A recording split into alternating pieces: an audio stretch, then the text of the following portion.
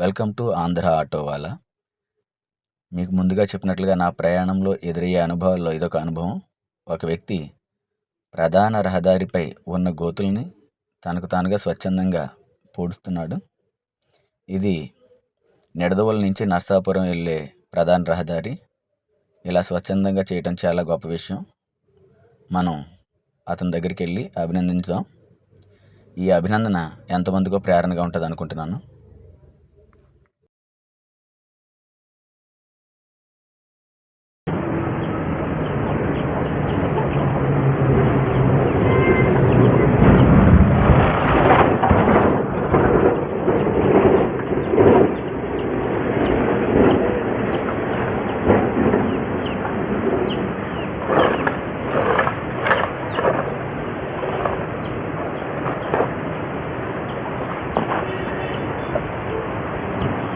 మీ పేరు గురుగారు?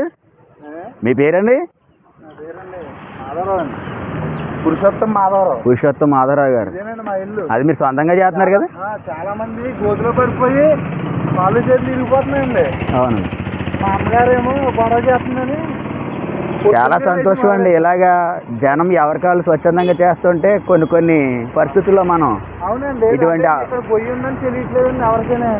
ఫ్యామిలీతో వచ్చి పడిపోతున్నారు. గమ్మని అవునండి. బుర్రగ తాగలటం, పాలు తిరగటం. మీలాగా సామాజిక బాధ్యత తీసుకోవాలంటే అందరి వల్ల కాదండి. చాలా సంతోషం. ఇంటికాడ కూర్చోబెట్టి వాళ్ళకి మంచినీళ్ళు పెట్టించి అవును అంబులెన్స్ ఫోన్ చేసి చాలా జరిగింది సంఘటన. అవును. ఇక్కడ ల్యాంప్ కూడా కట్టాను. మా వీధిలో లైట్ కూడా లేదు. అదే చిన్న బుడ్డ ఎట్టారు. మళ్ళీ నేను పెద్ద ల్యాంప్ కొని ఎట్టానండి. అది కూడా ఏమైందంటే ఈ వర్షాల దెబ్బకి పోయింది.